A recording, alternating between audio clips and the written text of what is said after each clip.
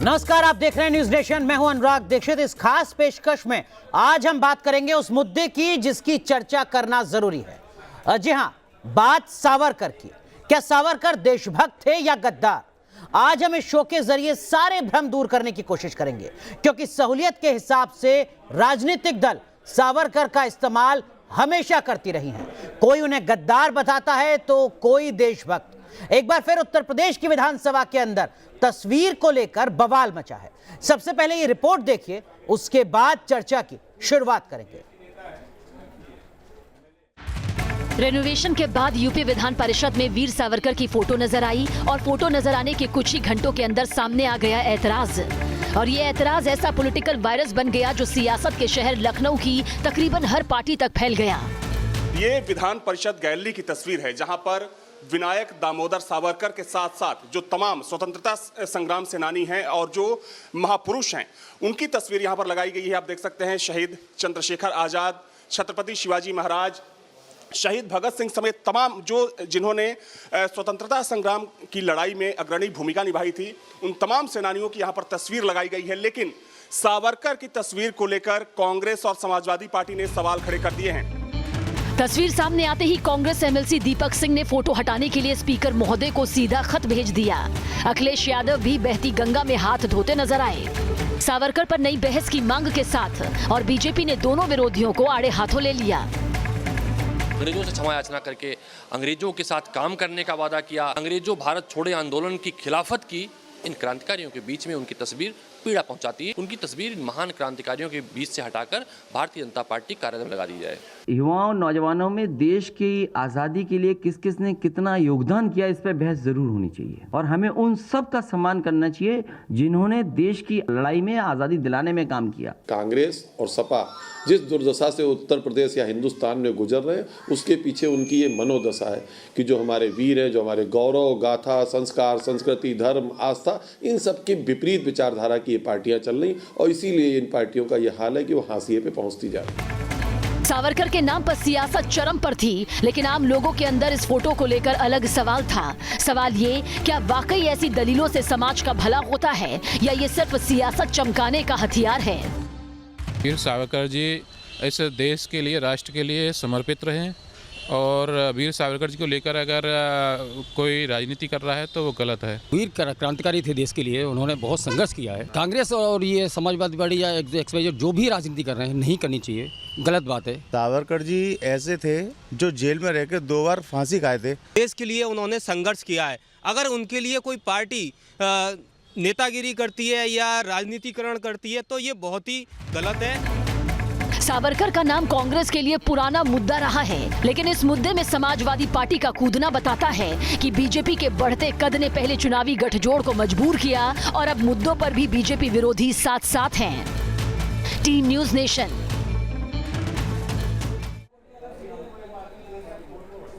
तो सावरकर को लेकर अगर आपके जहन में कोई भी सवाल है, कोई भी भ्रम है, तो आज इस शो के जरिए हमारी कोशिश है उन सवालों के सटीक जवाब देने की। खास मेहमान हमारे साथ जुड़ चुके हैं, रणजीत सावरकर साहब जुड़े हैं, आप वीर सावरकर के पोते हैं। हमारे साथ वैभव पुरंदरे साहब जुड़ रहे हैं, आप वरिष्ठ पत्रकार हैं। सबसे पहला सवाल रणजीत साहब आपसे, क्या आपको भी लगता है कि सावरकर का जो इस्तेमाल है राजनीतिक दल अपनी सुविधा के हिसाब से कर रहे हैं आजादी के बाद से लेकर अब तक? देखो, मुझे लगता है सत्ता प्राप्ति के लिए आज सावरकर की बदनामी करके वोट परोसने के काम जो शुरू है वो अत्यंत निंदनीय है। और मेरा ये मानना है कि बार बार हमने ये स्पष्ट किया है कि सावरकर ने कभी भी माफ़ी नहीं मांगी थी, उन्होंने रिहाई की मांग की थी और सिर्फ अपने नहीं तो उन्होंने तो अपने पूरे साथियों की रिहाई की मांग की थी। और उनके एक एप्लीकेशन में तो उन्होंने लिखा है, एक नहीं मतलब 14 के, 17 के और 20 के, कि मुझे ना छोड़ो, मेरे भाई को मत छोड़ो। अगर हमारी रिहाई दूसरे कैदियों की रिहाई के आड़ आ रही है तो उन्हें छोड़ो, हमें मत छोड़ो। तो ऐसे पत्र लिखना क्या देशद्रोह का काम है? और ऐसे पत्र अगर लिखना देशद्रोह का काम है, ये तो 14-17 के लेटर दिखा रहे हैं। गांधी जी का एक पत्र ऐसा है 1920 का, letter to the British gentleman in India, वो लिखते हैं कि मैं भारत का सबसे स्वामिनिष्ठ नागरिक हूँ ब्रिटिश शासकों का। वो 20 में जब ब्रिटिशों से एक तरफ लड़ाई करते हैं, दूसरी तरफ खुद को स्वामिनिष्ठ नागरिक बताते हैं। अब वो लेटर का क्या करें? अगर न्याय लगाना ही है, अगर सावरकर ने, आप कहते हैं कि माफी मांगी, पहले तो माफी मांगी नहीं, रिहाई की मांग करना कोई गलत बात नहीं है। दूसरी बात, 1923 में नेहरू जब जेल में थे असहकार आंदोलन में, तो उसमें उन्होंने, असहकार का मतलब क्या है? सरकार से सहयोग ना करो, टैक्स ना भरो, कोर्ट में मत जाओ। अपने पिताजी को लिखते हैं कि मैं आपको इनकम टैक्स भरने को मदद करूंगा, आप बैंक स्टेटमेंट भेजो। ये लेटर है मेरे पास, ठीक है, एक सिलेक्टेड वर्क ऑफ नेहरू के लेटर है। कोशिश होगी कि और उसके बाद जालियनवाला बाग हत्याकांड जब 13 को हुआ, नहीं सुनो, अब लेटर्स की बात कर रहे हो मैं, सावरकर के लेटर पे अगर ये कर रहे हैं तो मुझे ये अधिकार है बोलने का कि महात्मा गांधी ने जालियनवाला बाग हत्याकांड के 2 दिन के बाद वो लिखते हैं कि जनता ने जो किया वो उन्हें भुगतना पड़ा, अब छोड़ दो मामला। जालियनवाला बाग में लोग मरे, ये गांधी जी के लेटर है। तो सभी को एक न्याय लगा दो और सभी को फिर लेटर लेना है तो सावरकर के लो, गांधी के लो, जवाहर के लो, और सब एक साथ इकट्ठा कर दो। ठीक है रणजीत जी, मैं आऊंगा आपके पास। लगातार हम दर्शकों को भी बता रहे हैं कि देखिए अलग अलग मुद्दों पर सावरकर और बापू की किस तरीके की सोच थी, किस तरीके का अंतर था या किस तरीके की समानता थी। अलग अलग मुद्दों को लगातार हम दिखा रहे हैं, नीचे ग्राफिक्स के जरिए आप देख सकते हैं महात्मा गांधी का अलग मुद्दों पर क्या कुछ कहना था। देखिए जैसे हिंदुत्व को लेकर वीर सावरकर कहते थे कि हिंदुत्व अभिमान का विषय है, महात्मा गांधी कहते थे कि हिंदुत्व जीना जिंदगी का एक दृष्टिकोण है। हिंदुत्व को संस्कार मानते थे बापू, सावरकर कहते थे कि ये एकता का एक बड़ा प्लेटफॉर्म है। जाति व्यवस्था को सावरकर खत्म करना चाहते थे। वहीं दूसरी तरफ महात्मा गांधी की भी जातिवाद को लेकर एक अलग सोच थी, जिसमें उनको लगता था कि जो सामाजिक विकास है वो नहीं हो पाता है, जिसमें जाति अपने आप में एक बड़ी बाधा है, बड़ी समस्या है। लेकिन वैभव साहब, आपसे समझना चाहूंगा क्या कारण है जो बात अभी यहां पर सावरकर के पोते बता रहे हैं तथ्यात्मक तौर पर, उसके बाद भी अगर उत्तर प्रदेश की विधान परिषद में, विधानसभा में एक तस्वीर लगती है तो सियासी बवाल खड़ा हो जाता है।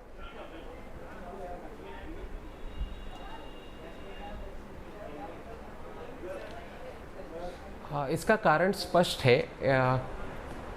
उन कांग्रेस का और समाजवादी पक्ष है, उनका सावरकर जी के साथ वैचारिक मतभेद है और राजनीतिक मतभेद है।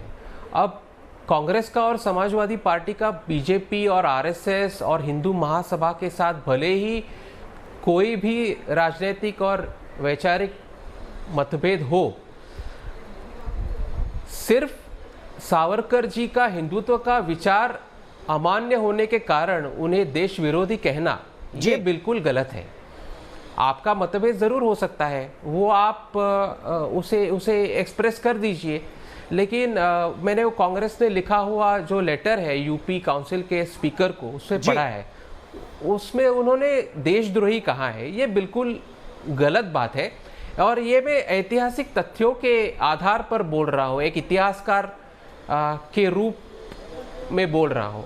ठीक है, राजनीतिक युद्ध हमारे साथ तुषार गांधी जी भी जुड़ चुके हैं, महात्मा गांधी के परपोते, बापू के परपोते। तुषार साहब, यही सवाल आपसे सर, हाँ, सावरकर को लेकर इस तरीके की सियासत क्यों है? देखिए, हमारे वहाँ फितरत ये हो गई है कि हर चीज पे सियासत की जाती है, लेकिन एक संवाद होना बहुत जरूरी है, क्योंकि ये आपको याद रखना पड़ेगा कि जब हमें स्वतंत्रता मिली और काले पानी में जो कैदी कभी भी तब भी काला पानी की सजा भुगत रहे थे, उनको वापस जब हिंदुस्तान मेनलैंड लाया गया आजाद करके, तो उन्होंने भारत सरकार, आजाद भारत की सरकार को एक पिटीशन दिया था कि जिसने माफी मांगी थी वैसे ही इंसान को अगर आप देशभक्त ठहराएंगे तो वो हमने जो कुर्बानी दी, हमने जिन्होंने हमारी सारी सजा हमारे देश प्रेम के चलते काटी, उनका अपमान होगा। इसलिए हम आपसे अनुरोध करते हैं कि आप ऐसा कोई भी काम ना करें जिससे वैसे इंसानों को मान्यता प्राप्त हो। ये तुषार जी, मैं सिर्फ 1 मिनट लूंगा। जो बात आपने कही है उसको लेकर जो सावरकर के पोते हैं रणजीत सावरकर, उनके पास कुछ तथ्य हैं, कुछ पत्र वो अभी दिखा रहे थे। जी रणजीत जी। उनकी लाचारी है कि उनको ये बात दोहरानी पड़ती है, लेकिन दस्तावेज मौजूद है जिसमें उनकी माफी का एक नहीं कई बार माफी मांगने के प्रमाण मिलते हैं। रणजीत जी, आप अपना पक्ष रख लें, उसके बाद मैं बाकी पैनलिस्ट के पास भी जाऊंगा। रणजीत जी, रणजीत सावरकर जी, तुषार गांधी से मैं कई बार बात कर चुका हूं, मैंने उनको चैलेंज किया है पब्लिक डिबेट के लिए, वो सामने आने से डरते हैं। मैं कहता हूं कि 1920 में इनके बापूजी ने एक पत्र लिखा था, उसमें उन्होंने कहा था कि भारत का सबसे निष्ठावान, ब्रिटिश साम्राज्य का निष्ठावान नागरिक मैं हूं। जो ऐसी बात करते हैं मैं भारत की निष्ठा, सावरकर ने कभी ब्रिटिश साम्राज्य निष्ठा नहीं की है। उन्होंने माफी मांगी नहीं है, मैं दिखाओ मुझे कहाँ माफी मांगी। यहाँ विक्रम संपत भी मुझे दिखाई दे रहे हैं। उन्होंने एक बार नहीं कई बार माफीनामे मांगे, पहली माफी तो 6 महीने में ही मांगी। बापू ने बहुत किए, ये मेरे पास है, मैं जब भी बोल रहा था जालियनवाला बाग के बाद बापू बोलते हैं जनता ने किया उसका मुक्ता। ये 15 तारीख का 15 अप्रैल का लेटर है। ऐसी बात करने वाले आप बात मत करो मुझसे। भाषांतर की आप उनका विरोध करो, उनको गलत चिंगार दिखा के आप ये सिद्ध नहीं कर सकते। जो लिखावट है वो लिखावट है, और वो दिखाई कई बार सामने आई। ठीक है, माफ कीजिएगा, मैं आप दोनों को रोक रहा हूं। हमारे साथ विक्रम संपत भी हैं, आप लेखक हैं। विक्रम, एक चीज मैं आपसे भी समझना चाहूंगा, सावरकर ने मर्सी पिटीशन दी थी, ये दलील लगातार दी जाती है एक तबके के द्वारा जो सावरकर को कटघरे में खड़ा करने की कोशिश करते हैं। आपने पूरी रिसर्च की है, किताब लिखी है, सच्चाई क्या है तथ्यों के साथ? विक्रम संपत जी, तो ये बार बार मैं कह चुका हूं कि इसको माफीनामा नहीं मांगना चाहिए, तो एक याचिका है और ये सिर्फ सावरकर जी को उपलब्ध किया गया कोई स्पेशल प्रोविजन नहीं था। बहुत सारे राजबंदी, पर्टिकुलरली जो रॉयल प्रोक्लेमेशन हुआ था प्रथम विश्व युद्ध के दौरान एम्परर जॉर्ज के द्वारा, तो उस समय में न केवल भारत में बल्कि बाकी सारे जो उपनिवेश थे कॉलोनीज में बहुत सारे राजबंदियों को आउट ऑफ गुडविल उनको रिहा किया गया था।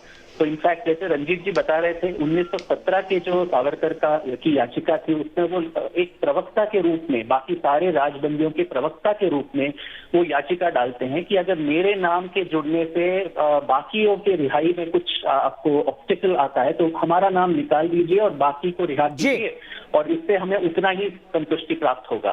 तो उनके साथ साथ राम प्रसाद बिस्मिल जी और अशफाकुल्ला जो काकोरी कांड में लगे थे, उन्होंने भी याचिका 1923-24 में डाला था। सचिंद्रनाथ सान्याल जो HRA के फाउंडर थे, वो भी याचिका डालते हैं, और मेरा बंदी जीवन नाम की उनके आत्मकथा। तुषार जी, इस पहलू पर मैं आपके पास आऊंगा, जो बात यहाँ पर तथ्यों के साथ विक्रम संपत बता रहे हैं, लेकिन उससे पहले सैफ खान, एक सवाल आपके लिए भी, लेकिन उससे पहले आप अपनी पार्टी की वरिष्ठतम नेताओं में से एक, देश की पूर्व प्रधानमंत्री इंदिरा गांधी को सुन लीजिए जरा, उन्होंने सावरकर को लेकर क्या कुछ कहा था। देखिए, इस वक्त हम बता रहे हैं, ये कहा है इंदिरा गांधी ने, वीर सावरकर ने ब्रिटिश हुकूमत को जिस बहादुरी से चुनौती दी, भारतीय स्वतंत्रता संग्राम के आंदोलन में उसका महत्वपूर्ण स्थान है।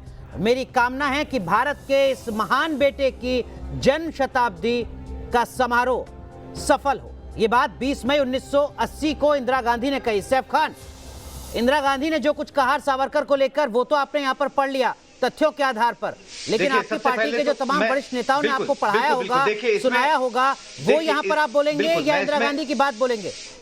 किस खेमे में खड़े सैफ खान?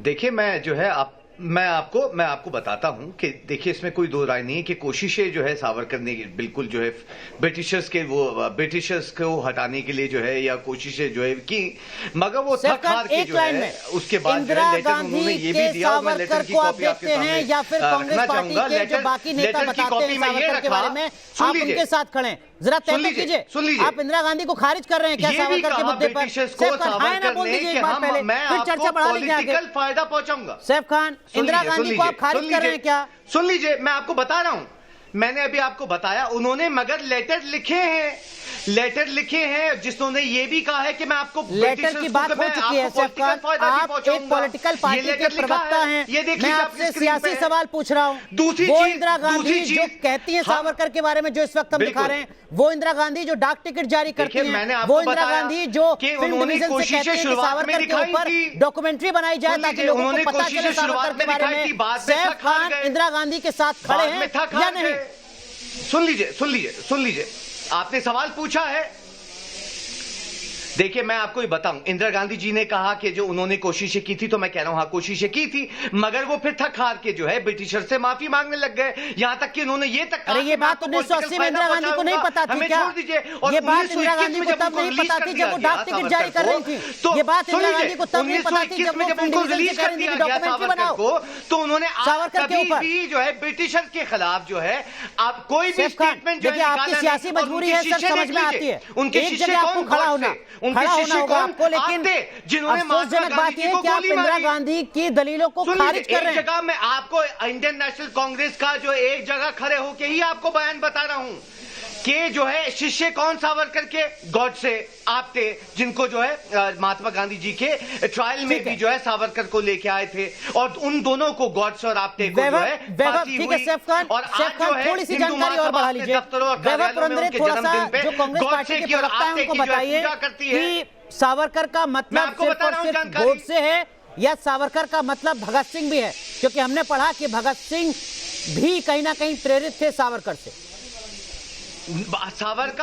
थोड़ा अपडेट हो जाते हैं। सुनिए, वैभव पुरंदरे ने रिसर्च की है, विक्रम संपत ने किताब लिखी है। वैभव बात कर सकता हूं, वैभव बात करता हूं और आप थे साहब सुन लेते हैं। सर जो सवाल मैं आपसे पूछ रहा था उसका जवाब आपने दिया नहीं। अब मैं वैभव से सवाल पूछ रहा हूं, उनको जवाब देने दीजिए।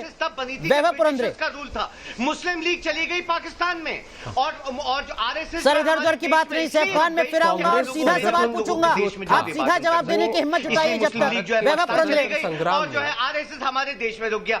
वैभव पुरंदरे बहुत बड़ा एग्जांपल है। जी वैभव कहिए। क्या मैं बात कर सकता हूं? जी बोलिए प्लीज। हाँ, तो कांग्रेस ने संपूर्ण स्वराज का जो डिमांड किया था वो 1929 अर्ली 1929 में किया था। उससे 20 साल पहले सावरकर ने संपूर्ण स्वराज की मांग ब्रिटिश साम्राज्य से की थी, कम से कम 20 साल पहले कांग्रेस से। और वो एक राष्ट्रीय और राष्ट्रवादी मूवमेंट के केंद्र स्थानी थे। जब जेल हुई उन्हें तो he was a source of inspiration to an entire generation of nationalists and revolutionaries। सुन लीजिए, पॉलिटिकल और 1921 में जब उनको छोड़ दिया गया था तब कभी भी ब्रिटिशर्स के खिलाफ क्यों नहीं बोले? लेट मी कंप्लीट, बताइए ना। 1921 सैफ खान थोड़ा सा धैर्य रखिए सर। सैफ खान जब आप बोल रहे थे तो देखिए वैभव सुन रहे थे चुपचाप, थोड़ा सा धैर्य रखिए। मैं आऊंगा आपके पास, आप जवाब दीजिएगा इतनी बुलंदी के साथ। वैभव के खिलाफ क्यों नहीं बोले? बल्कि बंदूक जो दी गई थी गॉडसे को और आपटे को, वो भी सावरकर ने दी थी। सैफ खान साहब मैं आपकी राजनीतिक मजबूरी समझ रहा हूं सर, लेकिन थोड़ा सुन तो लीजिए। वैभव पुरंदरे नहीं, राजनीतिक मजबूरी नहीं साहब, देश में हिस्ट्री को जो है वो कैसे मैनिपुलेट किया जाता है। मैं तो सैफ खान आप चर्चा को विषयांतर कर रहे हैं, सीधा जवाब दीजिए एक बार। अगर आप फिर बोलने की हिम्मत जुटा पा रहे हैं तो क्या इंदिरा गांधी को इतिहास की समझ नहीं थी? सैफ खान क्या इंदिरा गांधी को इतिहास की समझ नहीं थी? महात्मा गांधी जी, अरे सैफ खान बताइए जरा, क्या इंदिरा गांधी को इतिहास की समझ नहीं थी? गोली मार दी। क्या इंदिरा गांधी को सावरकर की पृष्ठभूमि के बारे में नहीं पता था? और देवेंद्र सावरकर बताइए सैफ खान, हिम्मत है आपके अंदर? ये कहते हैं सैफ खान क्या आप बोल सकते हैं इस बात को? गोली मार दी। मैं जानता हूं आप नहीं बोल सकते हैं, आप विषयांतर करने की कोशिश करेंगे।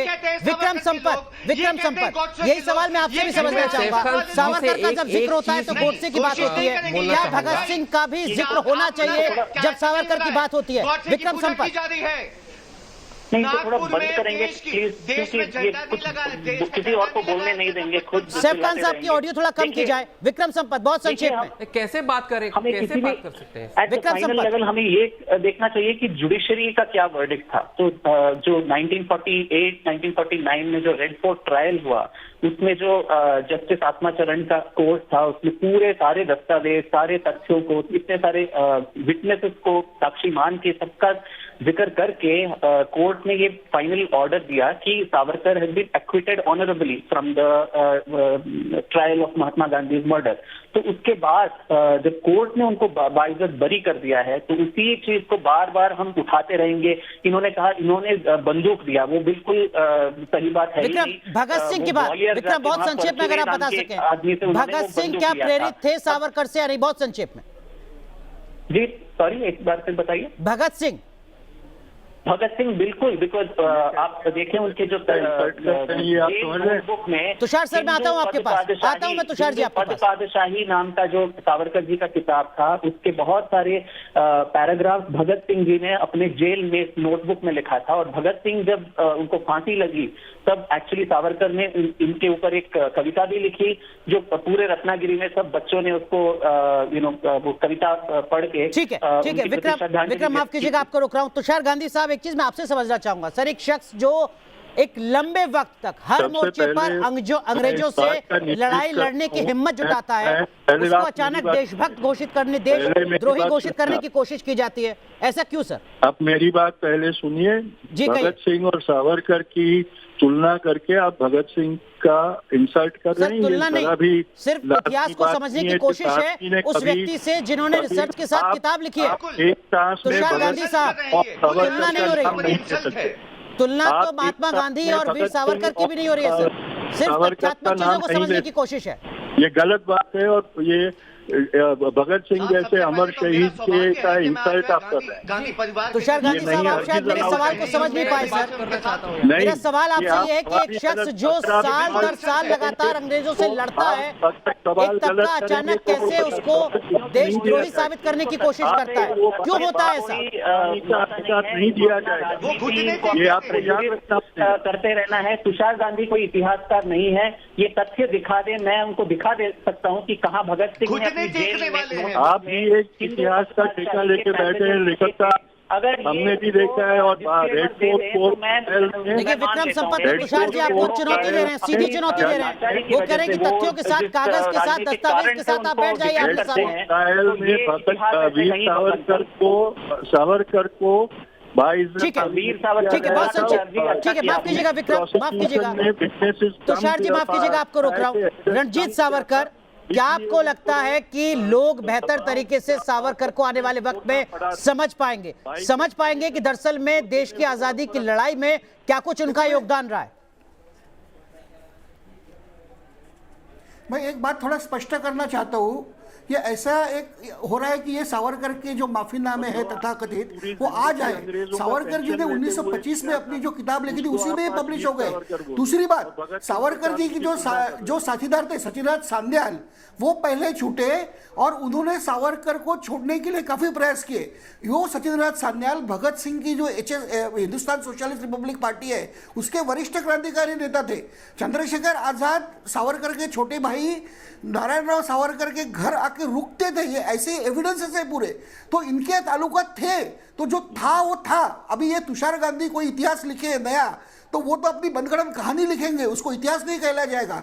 और ये सब मालूम था 25 में कि सावरकर जी ने एप्लीकेशन दिए, उन्होंने उनके जो लेटर्स थे वो लेटर में वो लिखते थे कि मैंने एप्लीकेशन दी है, छुपी हुई बात नहीं है, ये एप्लीकेशन वाज वेरी ओपन। और ये तभी छप के आता रहा कि सावरकर जी ने एप्लीकेशन की है। गांधी जी ने खुद लिखा है कि सावरकर जी ने एप्लीकेशन की, उनको छोड़ो, वो अपने देशभक्ति की एक सजा पा रहे उधर। तो तुषार गांधी साहब, क्या जो बात यहाँ पर रणजीत सावरकर कह रहे हैं, क्या वो फैक्चुअली गलत है? दूसरा मुद्दा नहीं है सावरकर। क्या बापू ने नहीं कहा अंग्रेजों से कि हाँ सावरकर को छोड़ा जाना चाहिए? वो आते नहीं, फैक्चुअली गलत है क्या सर? क्या कभी नहीं कहा बापू ने? इन लोगों की फितरत है इतिहास को तोड़ मरोड़ कर पेश करना, उनके साथ बहस करना कोई फायदा नहीं है। 20 साल से ये बहस हो रही है और वो मानते नहीं है। ठीक है, चलिए, लेकिन इतिहास पर भी बहस जरूर होनी चाहिए। वैभव माफ कीजिएगा, समय पूरी तरीके से खत्म हो चुका है। बहुत बहुत शुक्रिया आप सभी मेहमानों का जुड़ने के लिए, और सावरकर को लेकर जिस तरीके के सवाल अब तक उठते रहे, उन सवालों को लेकर जो तथ्य है वो सामने पहुंचाने के लिए। तस्वीरें हम आपको दिखा रहे हैं, कुछ वक्त पहले की तस्वीरें हैं जब प्रधानमंत्री नरेंद्र मोदी पहुंचे थे सावरकर को नमन करने के लिए उस जेल में जहां सावरकर ने लंबे वक्त तक संघर्ष किया था अपने आज़ादी की लड़ाई के दरमियान। और देखिए, जब ये तस्वीरें सामने आई थी और जब इस जगह पर प्रधानमंत्री नरेंद्र मोदी पहुंचे थे, तो दरअसल में किस तरीके का मंजर रहा होगा उसको महसूस करने की कोशिश खुद प्रधानमंत्री नरेंद्र मोदी ने की थी।